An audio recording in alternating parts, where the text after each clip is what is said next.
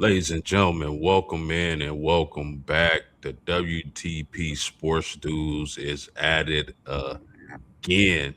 And I got my main man, the living legend, Mr. Robert Brown. How you doing this evening, homie?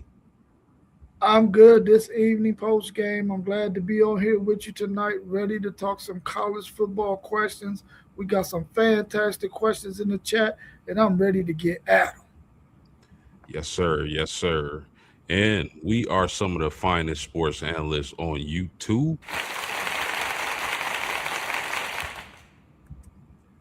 Let's get right to it, man. Well, first of all, man, um, I'm excited for Saturday, bro, because there's a huge boxing match on. Jerron Booth Ennis and Xander Zayas are going to fight Saturday evening. I was wondering, I'm a huge boxing fan. I love boxing. Even dibbled and dabbled in it in South Bend for a little bit. But are you do you watch boxing at all? I I'm not gonna say no, and I can't say yes because I haven't watched boxing seriously for a really really long time.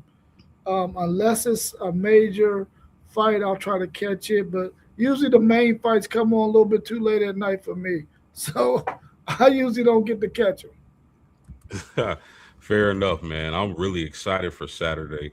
You got a good one with Jerron Booth Ennis and Xander Zayas. It's going to be an amazing fight.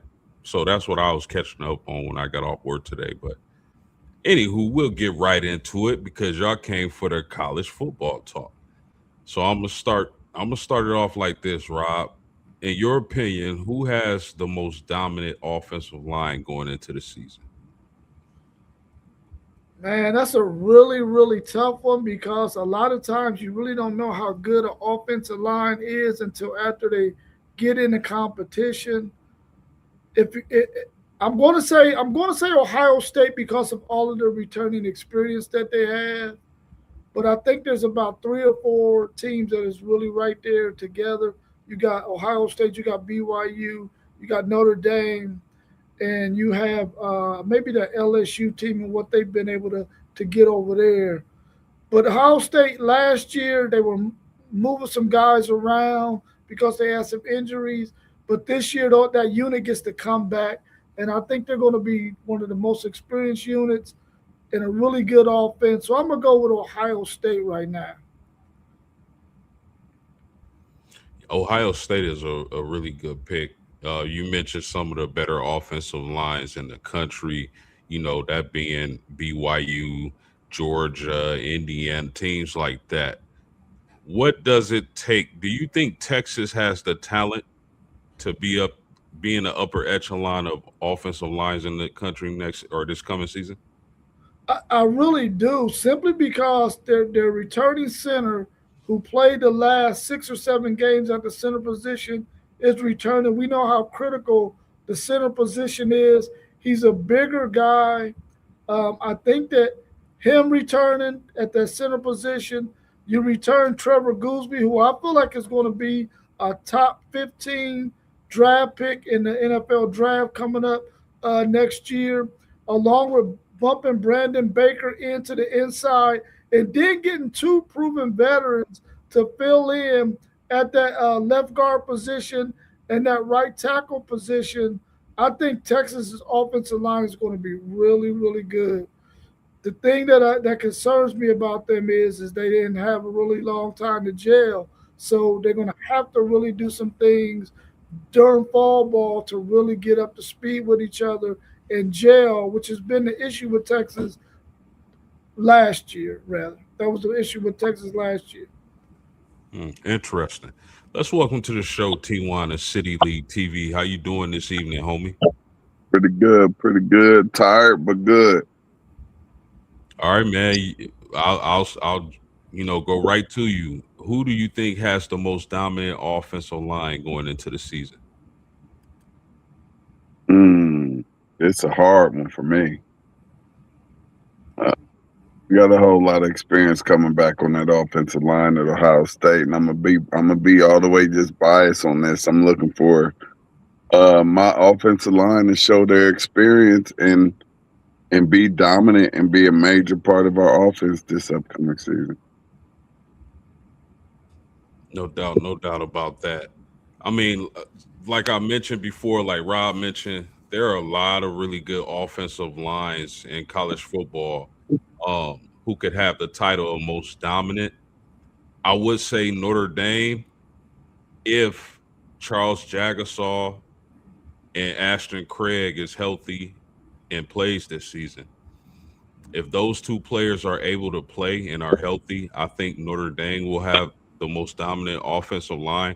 But until that is proven, man, I'm gonna say Georgia. I like the athletes Georgia has accumulated in their offensive line room. I think if Notre Dame isn't able to get healthy, then I think Georgia will have the most dominant offensive line. Y'all got anything else on that?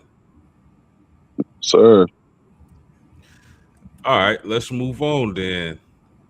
And I'm gonna start with you on this, Rob. Which wideout is most likely to challenge Jeremiah Smith for the Bolitnikoff Award? We all know Jeremiah Smith is the best wide receiver in college, but can somebody come this season and kind of steal the show?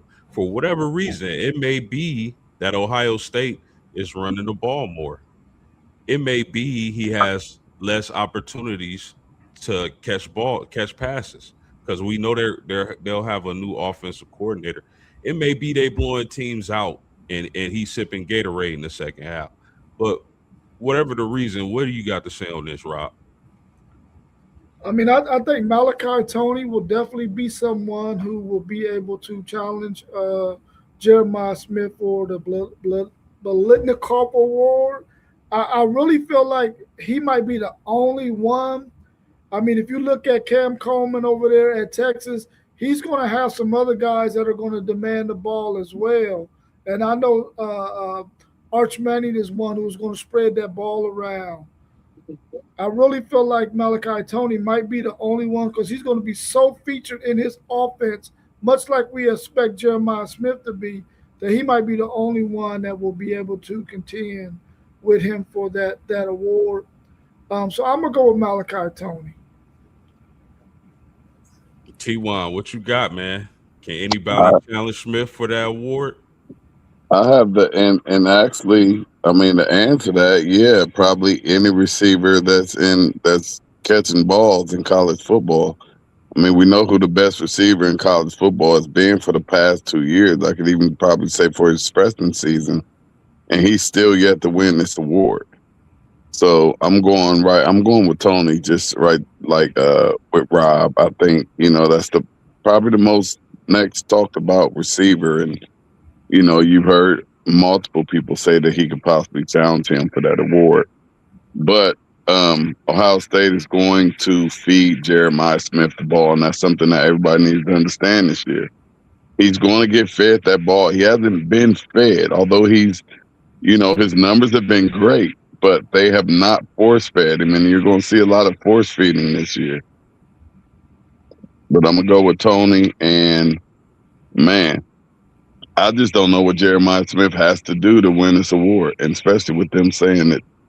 I mean, every single year they're saying he's the best receiver in college football. He can go 1, 2, or 3 if he was to enter the draft, and that was starting as a freshman. So this is actually one of the weirdest awards that I've seen in a long time with him not being able to capture this award.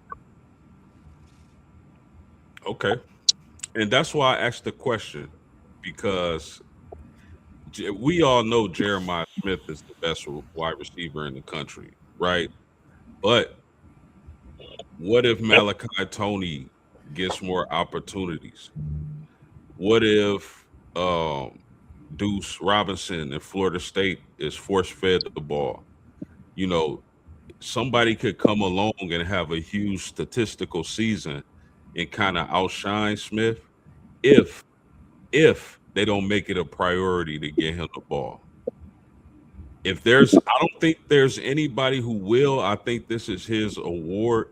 But if I gotta say somebody, I'm gonna say Deuce Robinson from Florida State because I just like his talent, his athleticism, his size advantage on the outside and through the middle of the field. And I think if Florida State is going to do anything this season, it has to, they have to feature Deuce Robinson. Y'all got anything else? I'm just man, I'm just saying that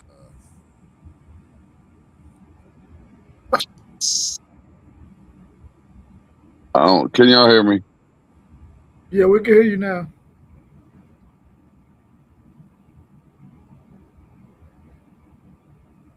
You there, T1? Yeah, I think I don't know. But you got anything to add to that, Rob? I don't. Okay, let's move on. Rob, it's a lot of good running backs in the nation this season, man. Who do you think will lead the country in rushing? Who do I think will lead the country in rushing? I'm gonna if Missouri's running back Hardy, if he comes back 100% healthy, I think it will be him if he can play all 12 games this season because he's going to be the offensive guy on that team that they're going to have to get the rock to. So I'm gonna go. I'm gonna go with Hardy out of Missouri.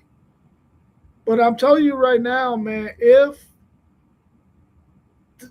Georgia just decides we're going to let our running back run the football in Nate Frazier, I can see Frazier getting it. But I don't think Georgia's going to do that. So I'm going to go with Hardy out of Missouri. T1, you want to finish your thought? Give me that. What was the question? My fault about that, fellas. No, were you gonna say anything else about Jeremiah Smith and Oh no, not at all. I just said just what I said. Like if he doesn't win this thing, man, I almost don't care what his numbers are. You know, uh, yeah. got you? Who? So, in your opinion, my man, who will lead the country in rushing next season? Man, that's up in the air because it depends on who gonna get the most carries. You know what I mean? Like whoever gonna get it's like we just talking about the wide receivers. Whoever get fed the ball the most, they're the ones with the best opportunity. And if you're like we said earlier too, if you're on a great team and you might be sitting in the fourth quarter. So, that's a hard one. And it's always a lot of running backs who are, getting carries and putting up yards. A lot of them come from the schools that aren't really doing much or nothing. So, that's a hard one. Yeah, um, fellas, I'm gonna go with L.J. Martin from BYU. Big physical power back, 6'2", over 200 pounds. I think BYU has one of the better offensive lines in the nation. And then you parlay that with L.J. Martin and his physicality. Uh, going against primarily the Big 12, I don't think the Big 12, the defenses in the Big 12 are going to have a lot of success slowing down BYU in that power run. So if I'm gonna go with somebody to lead the nation in rushing before the season starts, it's L.J. Martin, man. I love that kid or his game rather. Any more thoughts on the Russian leader, fellas? That's a really good pick post game because we all know that the Big 12 is not going to be able to muster the kind of defensive lines to really slow him down. And BYU wants to run the football and control the clock and all that other stuff, man. So he's really one of the ones who can probably win it. I picked Hardy because I think they're going to have to force feed him a lot. But then again, he's going to get some of those SEC defenses where he's going to get stifled a lot of times, especially if if that's all that Missouri can do is run the football. In the SEC, they'll be able to make you one dimensional and force you to have to throw the ball by stopping Hardy. So that's a really good pick that you picked right there with LJ Martin. Yeah, for sure, man. They definitely going to be trying to run the ball and play physical. But I want to get in the chat for a second. What was this? Queen Diamond J8282. How you doing? Brawley, how you doing? We got the homie Mossberg in the chat. Great evening to the finest homies in the Midwest. That's for sure. Francisco 16978 said hello. How you doing? Mossberg said, I'll say Oregon in an arguable debate. I think he's talking about the offensive Offensive lines. line, yeah. Our man SEC Shine said Indiana has a lot back, I think, and if A&M can gel, they could be good too. That's a fact. Oh, in SEC Shine, man. If you want the link, let me know if you want the link, homie. I'll shoot the link in the chat for you. Say I play football, really want to make it to the I don't know what that is, homie. Level of Sports 10 said LJ Martin has a legit shot as well as Hardy. And then what's this? Raphael, I don't know. Six sorry, I butchered your name. He said, do you know what kind of bees make milk? Come on, man.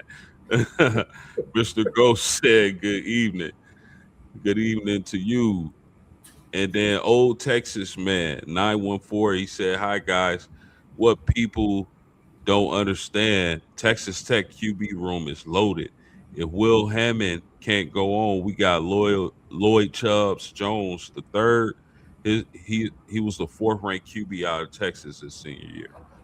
Yeah, I mean, I would say I won't make the mistake of leaving Texas Tech for dead. They got a really talented roster and they spend a lot of money to have a really talented roster, as any other team in this NIL age does. But Texas Tech definitely has a talented roster. You got anything on that on Tech, Rob? I mean, outside of him telling us about the quarterbacks that they have, I really didn't know who they had behind Sorsby. So I had to defer to him to let us know that they had some really good quarterbacks. And since he did that, I looked at a couple of those guys, and I think they're going to be perfectly fine. I really feel like maybe they might be better off with those quarterbacks than with Sorsby because I really wasn't that high on Sorsby. Yeah, you've been saying that for a while, even before the whole situation. So kudos to you. Okay, my man. Who, in your opinion, who will have the scariest defense in college football this evening? Or I said this evening, this upcoming season. Man, I'm telling you right now, and I might sound like a homer, but when you got Colin Simmons and you got Will Muschamp on the other side and what he can do and draw up defensively, for a guy like Colin Simmons, man, it's going to be crazy. And I'm going to go with that Texas defense because I really feel like he understands, Will Muschamp, that is, that he's going to have his corners and his defensive backs playing closer to the line of scrimmage, which forces wide receivers to have to get off of tight coverage, which allows the defensive line guys to get after that quarterback. And he's going to bring some crazy pressures as well. And I think he's going to have quarterbacks and offensive lines really in a pickle, man. He's going to put a lot of teams in a blender. And when you got a guy like Colin Simmons, that defense is going to be really, really scary. And you got sideline to sideline linebackers, smaller guys, but they're really physical and they can go sideline to sideline. So I'm going to say Texas right now. Okay, I respect that, Rob. I mean, because it's not. I don't think anybody who watches us can say that you're a homer. You know, you get on here and you give your honest opinion. So you say Texas, I'm with it. For me, they might also say I'm a homer, but I'm just analyzing what my eyes see and what I've heard. I'm going with Notre Dame having the nastiest defense or the scariest defense heading into the season. The reason why I think Notre Dame is that team, anytime you got a shutdown corner like Leonard Moore, long rangy corner, intelligent, physical, he has everything: speed, He has everything. That's a guy who can lock down your best offensive weapon. We seen last year when he was matched up against Makai Lemon in that slot, going from the boundary to the slot and matching up with Makai Lemon and pretty much making a huge difference in that game. Anytime you got a lockdown corner who can take out your main offensive weapon at receiver, I think that's the start of a great defense. Now, the another part of that secondary is getting DJ McKinney from Colorado, who played extremely well with the Heisman Trophy winner down at Colorado when Shador Sanders was there. So I like the length and athleticism as or for DJ McKinney as well. And then that second, the safeties are athletic and they're playmakers, man.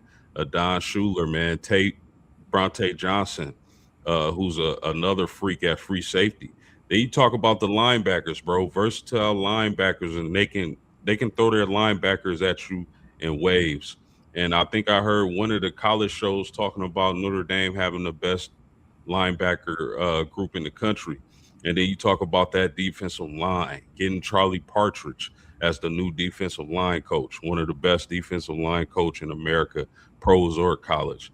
I think having Bubakar Troyer in his second year removed from the ACL, I think Bryce Young, he has to take off this season, but he has the tools to do that.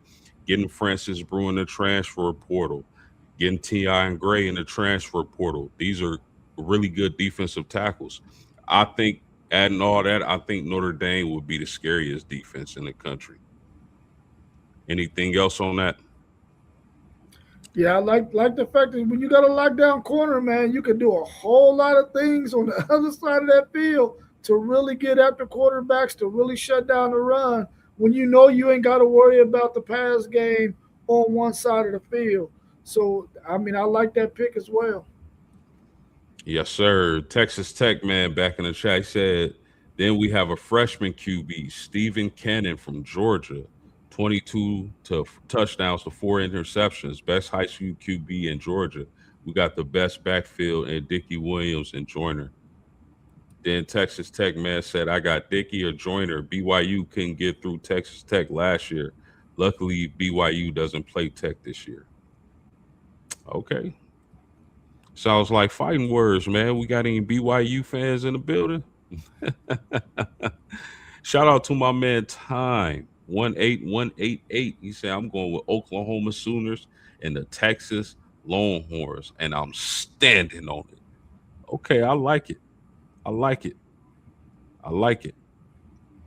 Anything else on defenses, man, coming into the season, Rob? I like that Oklahoma defense as well, man. I think that Venables, he's always going to put a solid defense out there, and then second year with Mateer, I think this Oklahoma team is going to be really really good. Yeah, no doubt about that, man. I'm excited to see John Mateer fully healthy as well. Is there any team flying under the radar that could make the playoffs?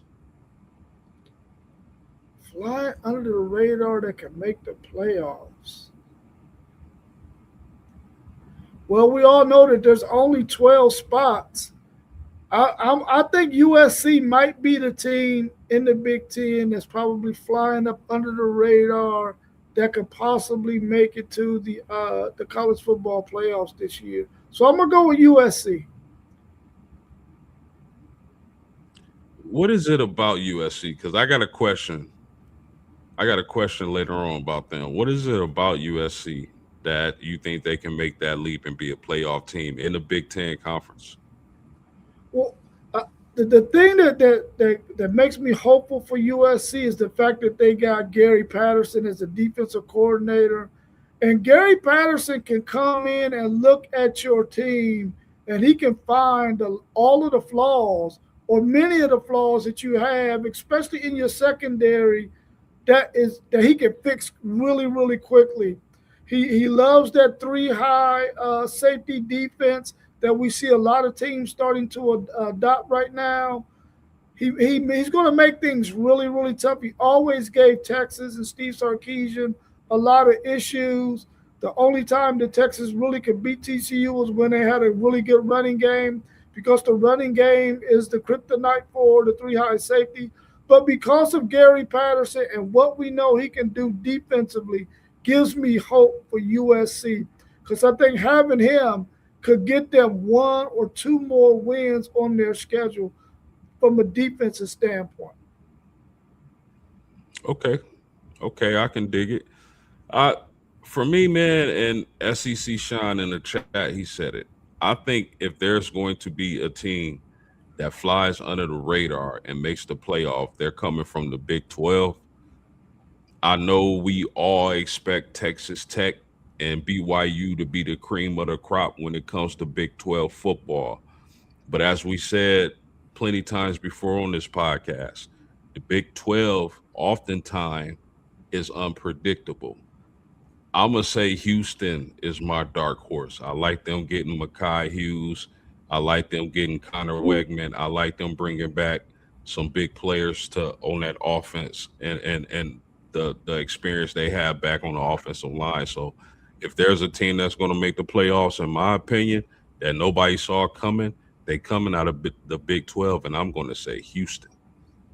Any final thoughts on that, my man? I like that UNLV pick from Tim 18188. I feel like UNLV has been right there on the edge of trying to make it out of those teams from the group of five. And this might be the year that they make it, man. I really like that UNLV team. I think that they could have probably got Boise 2 years ago. Last year, they took a little step back, losing Brendan Marion, who went on to coach, I think, at another lower level school, but now he's over there at Colorado now. But offensively, I think UNLV might be better in their second year with their offensive coordinator. So I'm anxious to see what they look like. Interesting, interesting. What you think about this, Rob? Let me find it. Uh, your man Texas Tech man in the chat. He says, Manning will choke at least 2 games.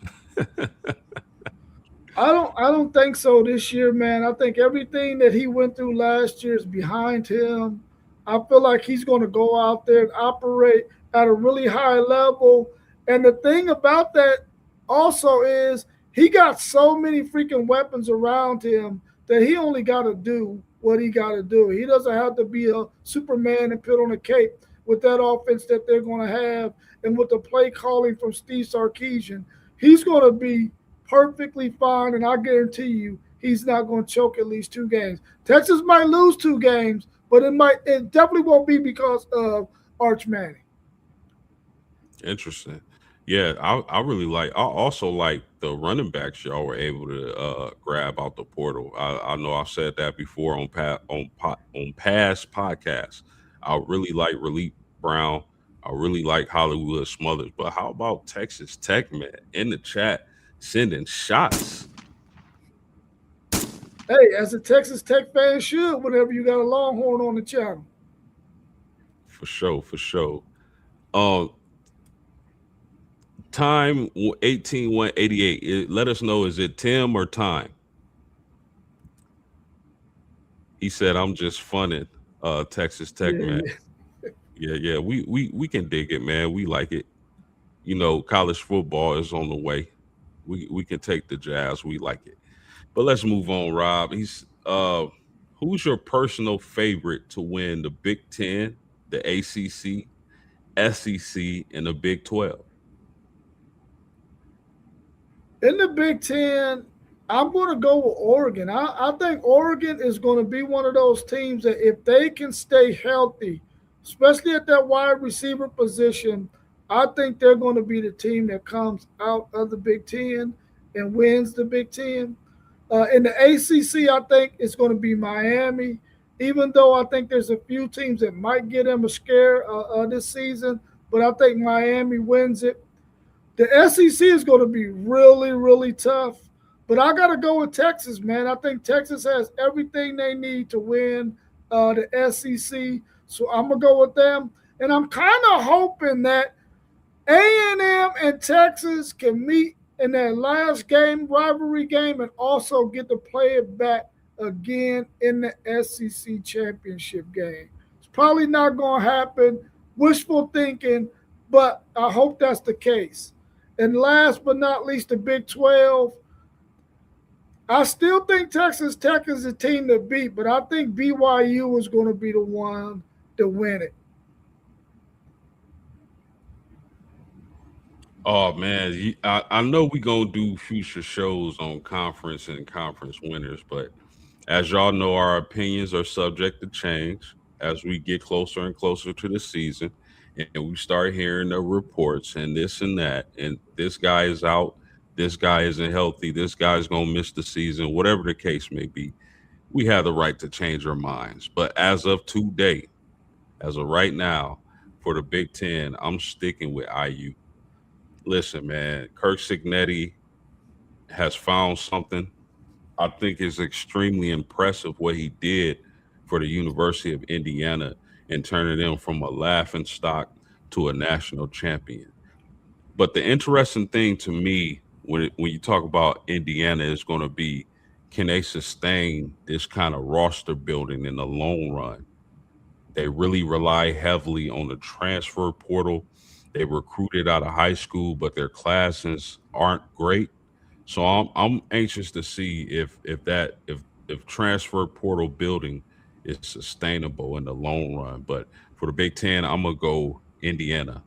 For the ACC, I mean, how can you not take Miami? Those other teams just haven't proven anything. And I know this is a new season, new quarterback. They won't have that vicious pass rush they did with Mesidor and Bain.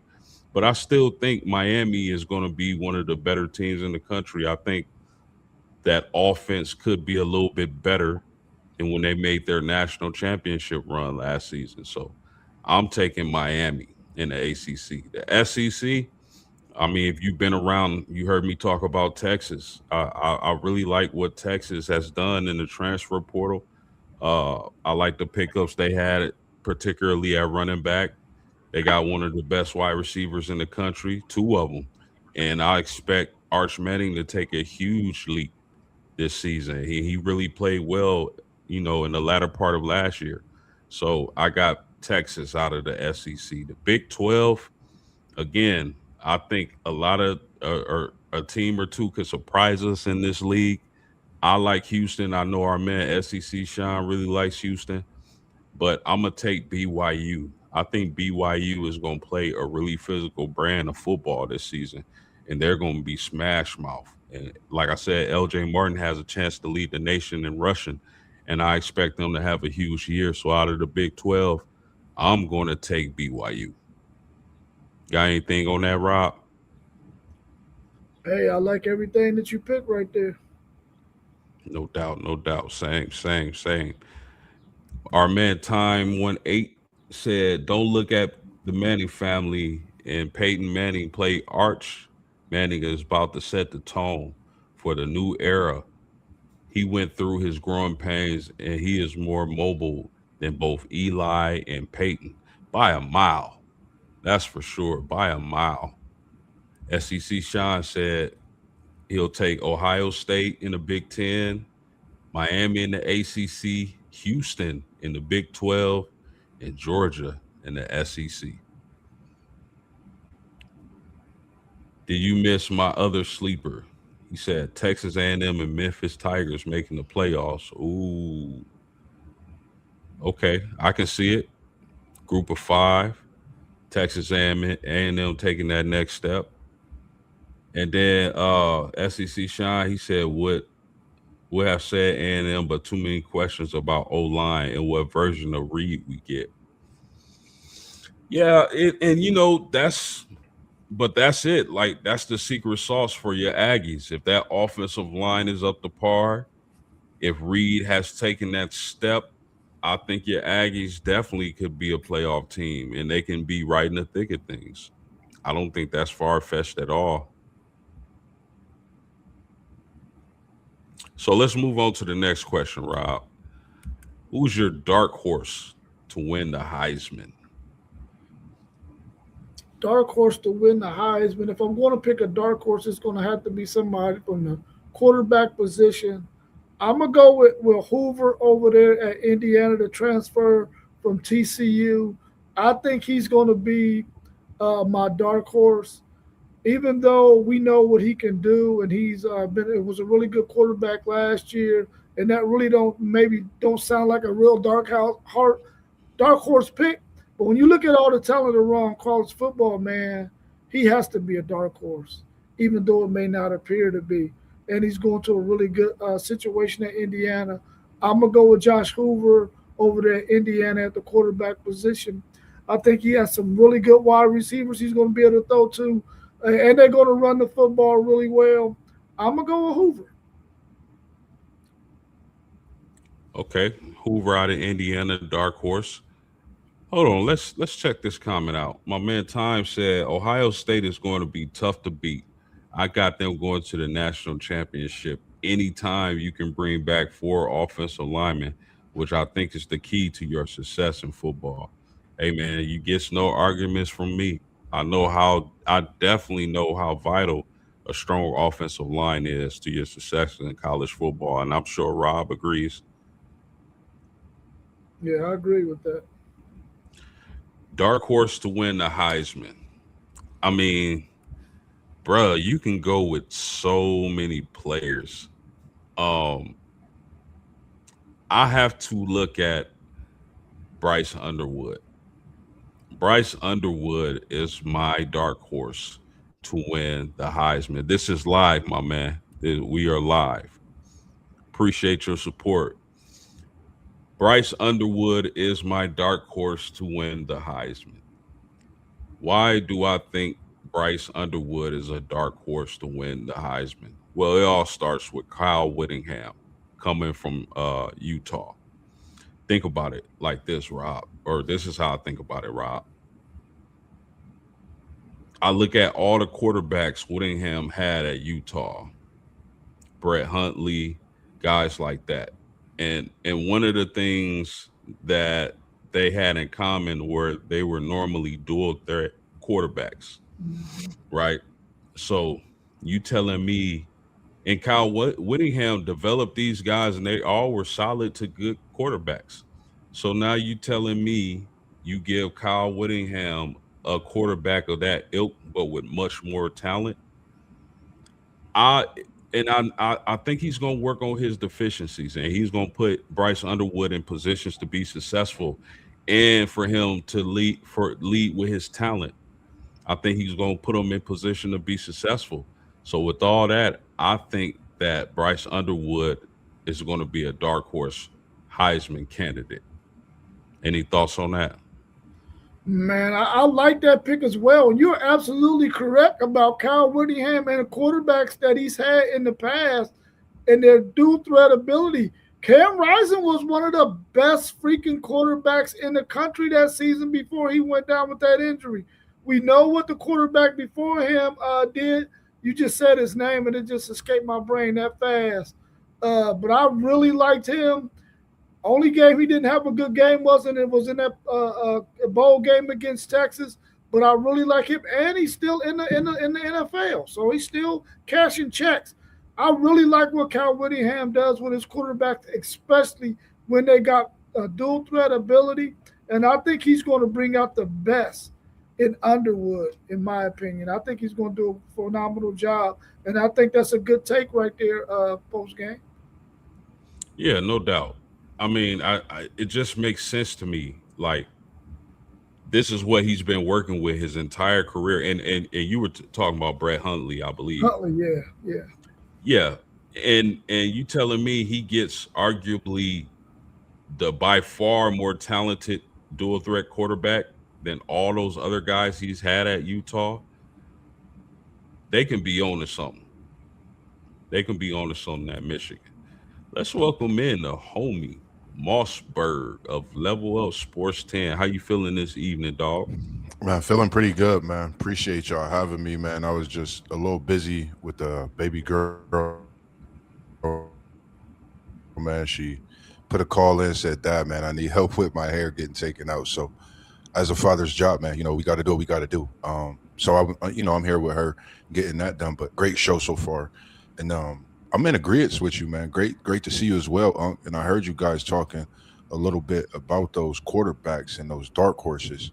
You know, I was just talking to Unc Parlay Poe about that Texas and Michigan game last year. I think that was one of the best games, including in the playoffs. I'm a piggyback off of you, Post, and I'm gonna go with Underwood because I think a lot of people is counting him out. He has a quarterback coach. He's been working out with one of the greatest gymnasts of all time in Michigan history. Michigan is no longer a blue blood, ladies and gentlemen. Mark them, I mean, no longer not a blue blood. Mark them as a blue blood. But I just think his progression, watching Arch, you talk about Julian Sayre, you talk about Underwood. These are three quarterbacks year after year. As we talked about last year, it's another year. We get to see him. What are we going to see out of him this year? So I'm going to take Underwood. I really like him. Yeah, same. I'm with you. Mossberg come in on fire.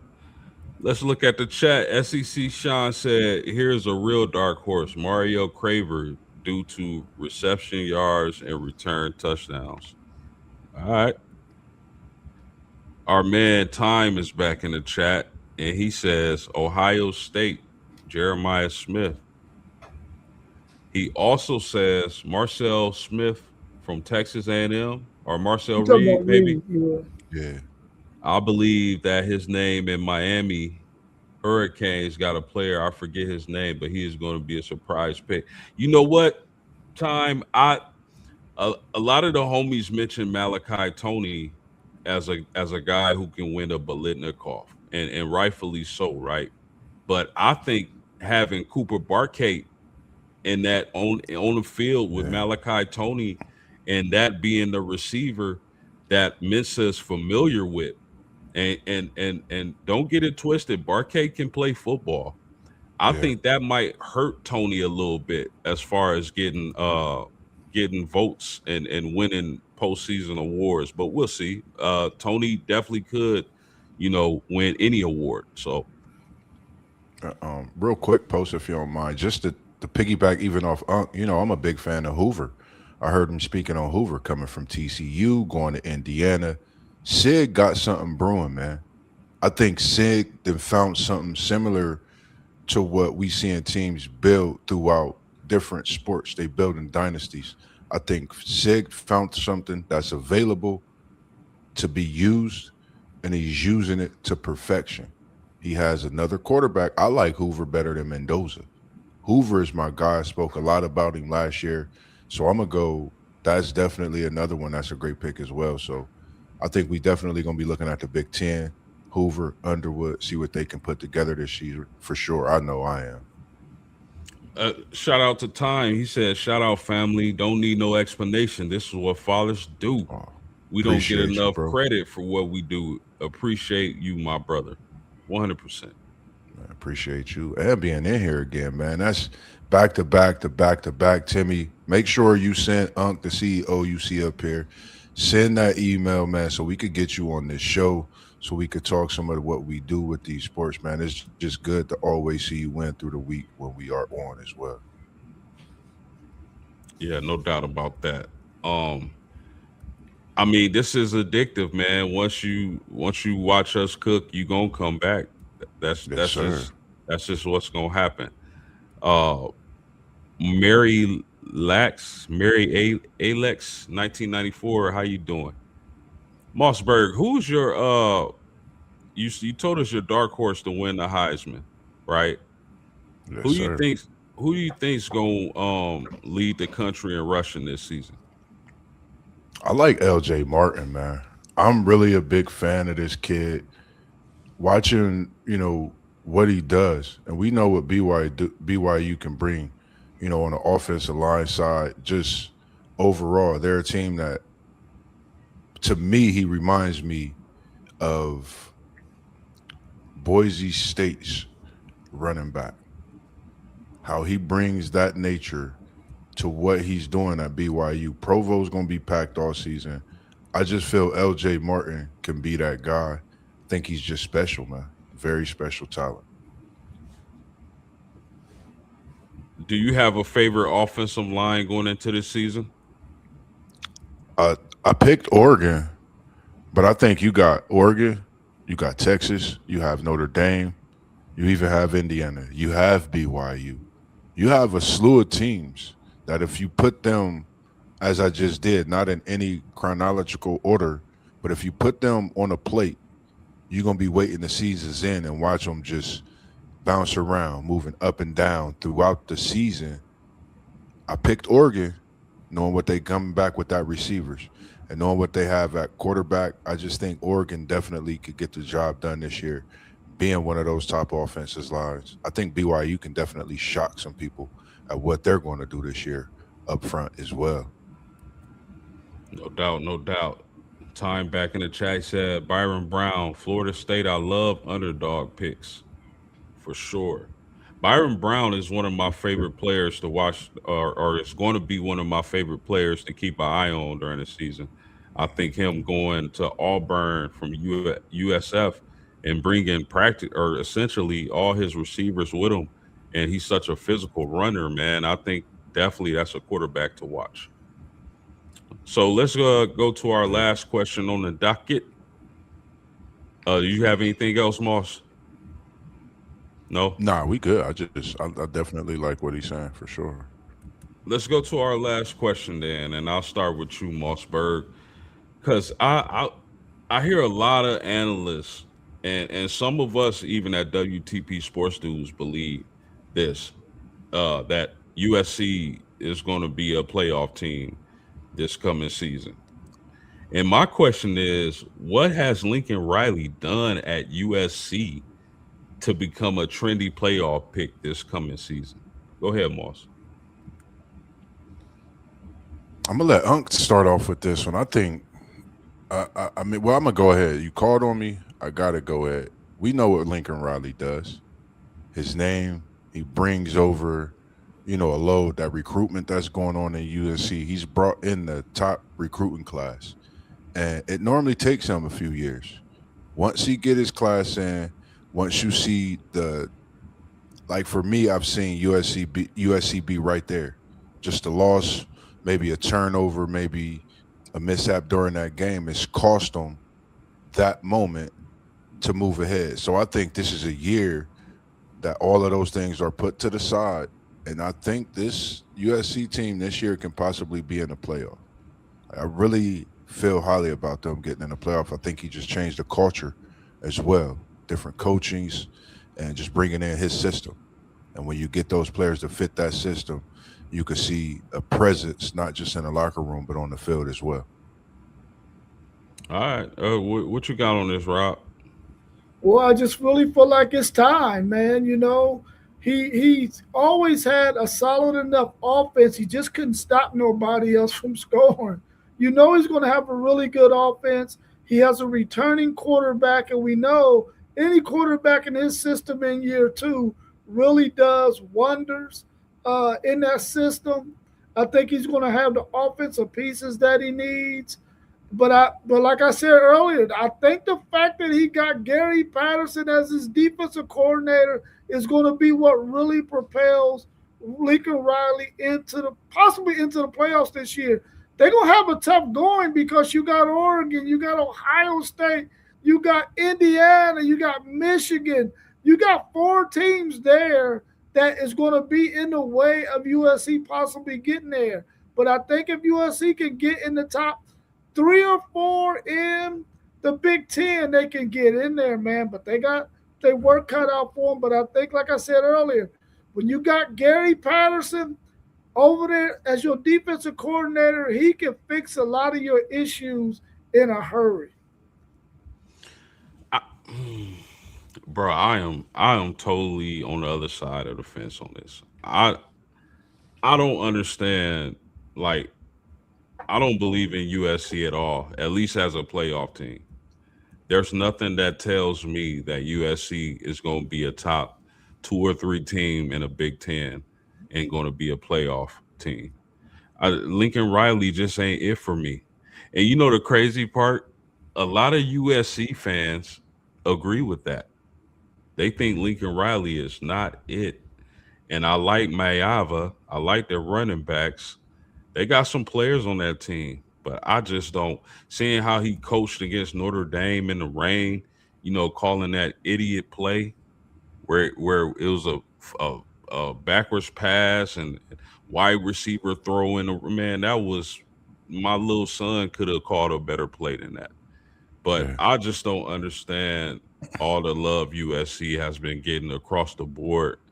I don't. They haven't shown me anything to think that they're going to be a playoff team.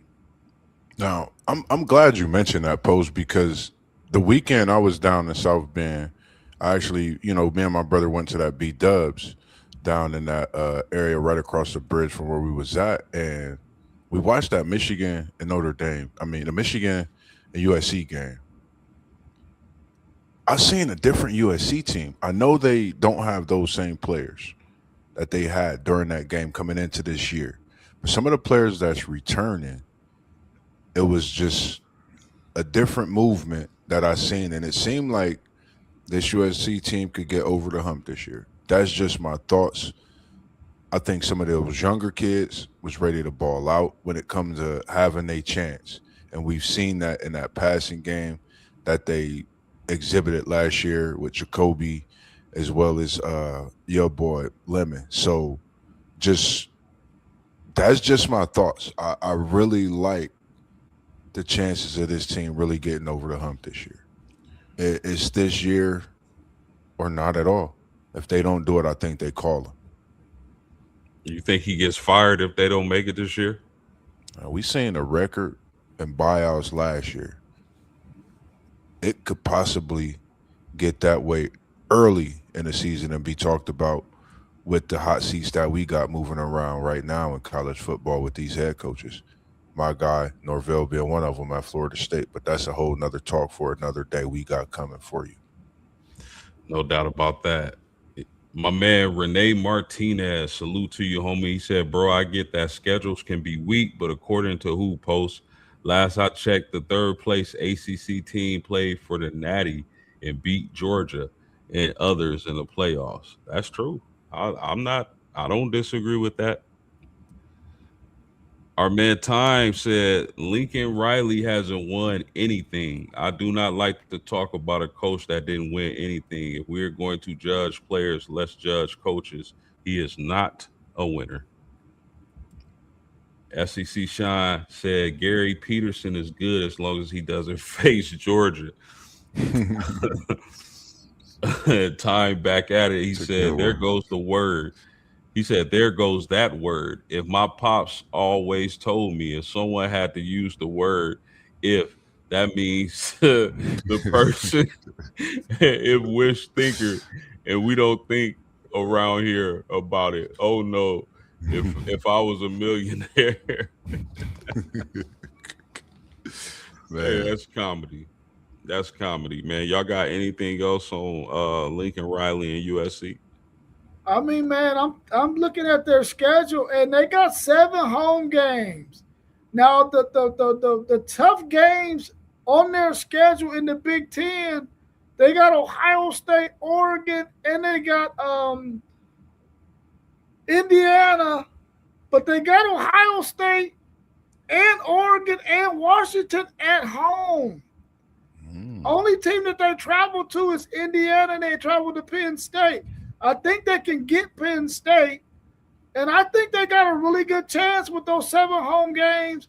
I think they can make the playoffs. If they drop 2 of those games in the Big Ten, they can go 10-2, and I think they can make it, man. I think they're going to be in a really good position if they can take care of their home field, and I think they're going to be able to do that.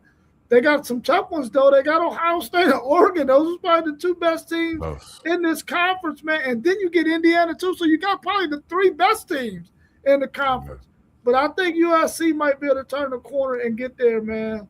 They've been close the last couple of years. They just been right on the outside looking in. Yeah. Indiana has to play the 3 best teams in the Big Ten? Yeah. No, USC. USC. I'm sorry. USC. I meant USC. Those are all L's. It's possible. You got 2 of them at home, though. You got to break even on one of them. Who they play at? State or Oregon. They play Ohio State and Oregon at home. Yeah, Yeah, they got both of them at their crib. it's right. The It writing is Interesting. on might the even wall be for back-to-back weeks. No, they got 'em. Yeah. Washington and Oregon back-to-back weeks. Ooh, that's ugly right there. Yeah, Washington could be a little something, something. Time said, let's see how Lincoln Riley do with that schedule. My man Renee said, love what you're doing, brother, man. You know I appreciate it. Appreciate it. 100%. Indeed. He said, time back in there, he said they set it up for Lincoln Riley to win. They got home games. Hmm. If you beat Ohio State, you are telling me something. That's for sure. That's for sure. Yeah, that's a fact. That's a fact. Definitely. I don't care where it is, home, away, neutral site, that you beat Ohio State. That's a feather in the cap. Oh, for sure. Y'all know why it's set up that way is to make money. You know how much money is going to be at that game. 100%, man. 100%. Y'all got anything else on Lincoln Riley? Nah. Get the job done.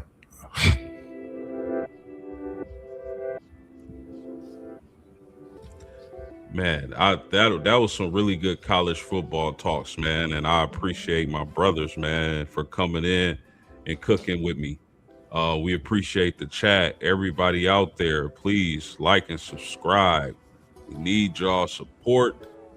Uh, we working hard. We doing making it do what it do, and you can subscribe and watch our journey. So Yes, sir. we appreciate y'all. Any closing thoughts, Rob and Mossberg? Let's go, Texas Longhorns. We got 76 days until kickoff. Let's go. Man, college football season is near. NBA draft came and is gone. Mossberg just been working on something special, man. I'm not saying nothing else about any conversations, man. I'm just, working on the outside and definitely hearing the phone calls coming in and the messages, and that's definitely what I'm working on bringing you all. So just stay tuned. That's all I can say is stay tuned. And when I say stay tuned, it's something. Just stay tuned. That's all I'm gonna say, man. I'm just constantly working, trying to bring something special to it all for sure. Oh, no doubt about that, man. Appreciate y'all. Hit that like, hit that subscribe. For Rob at WTP for life, from Mossberg of Level Up Sports 10, and myself, post game of Post Game Sports. We out of here. Peace. Peace.